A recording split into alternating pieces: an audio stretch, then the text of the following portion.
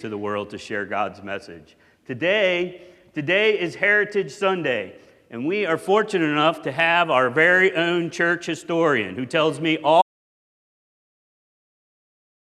good English, right? But we'd like to invite Miss Iris Eppley up to the lectern. She is going to share a little bit about today and about what's going on. And so you got it? All right, you can fall forward. You're not allowed to fall backwards. That is against the rules. All right.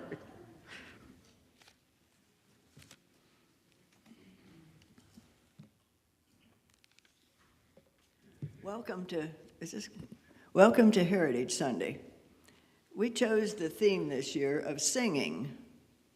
I want to thank you for answering the survey you got last month. And 61 of you responded by naming 105 different hymns. This tells me we like to sing hymns. None of my 5 favorites made it to the top 5, or even to the top 10. I put my list down when I knew this was coming, and I had 30, and I whittled it down to 12, and then I had a time getting it down to 5. I want to thank the musicians today who included some of these in our service. As Rodney mentioned, the first one was in the list. It would be no surprise to you, probably, that the top one was Amazing Grace, that got the most points. And the second was How Great Thou Art.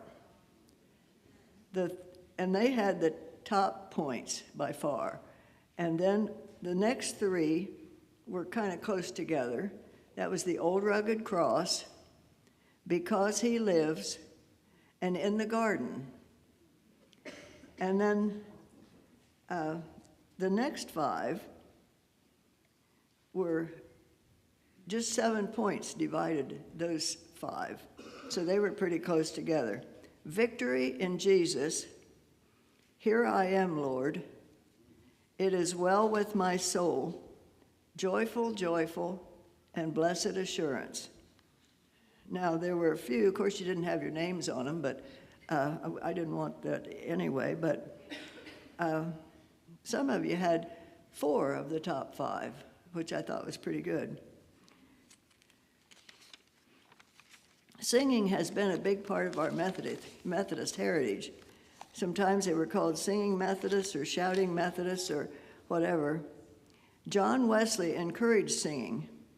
In fact, he wrote directions for singing that can be found in the front part of our hymnal on page little Roman numeral number 7, if you want to look, but I'm going to read it to you anyway. Learn these tunes before you learn any others. Afterwards, learn as many as you please. Number 2, sing them exactly as printed here, without altering or mending them at all. And if you've learned to sing them otherwise, unlearn it as soon as you can. Number 3, sing all. See that you join with the congregation as frequently as you can. Let not a slight degree of weakness or weariness hinder you. If it is a cross to you, take it up, and you will find it a blessing.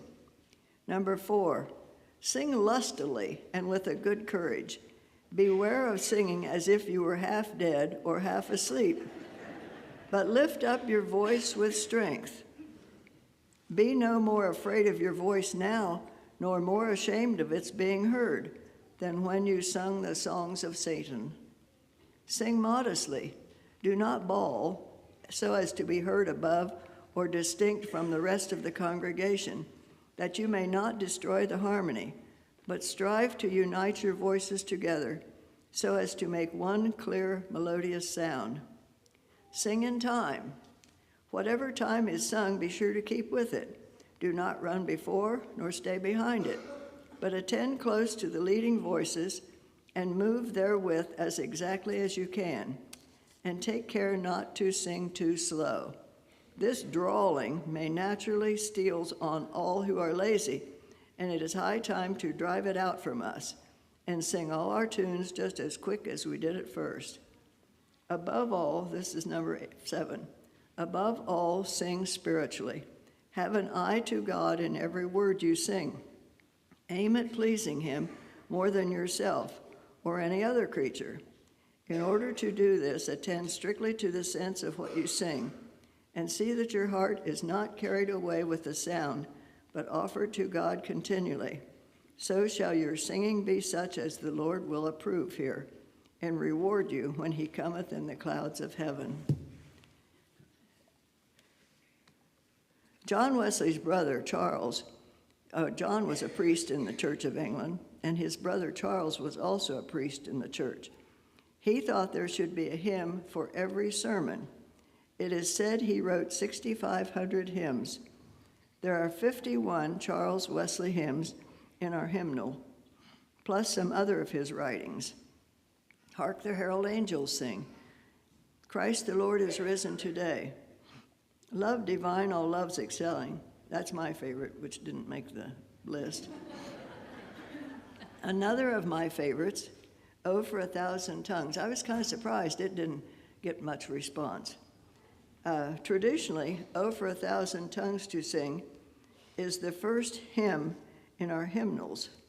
Now, in our hymnal, it happens to be on page 57, but it still is the first hymn because the pages that precede that are liturgy and what's another word I want?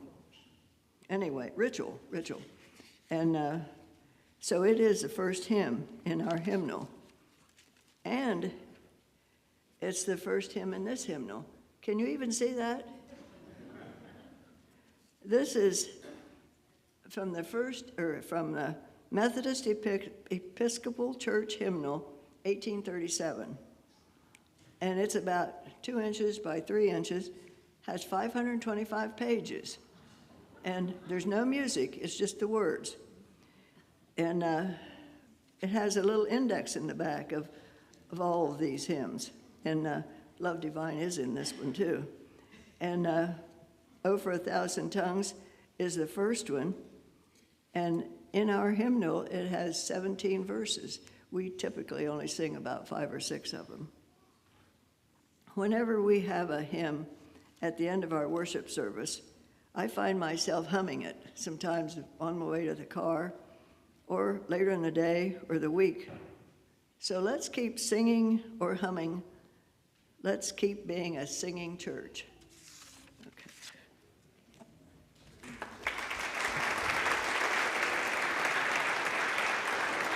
Yep, that'll stay. I really like that hymnal. Can you read any of the words that are in that book? You can? Well, you're doing better than me because I've tried to read and I would have to get different glasses. So they are pretty tiny words. You want me to help you down? All right.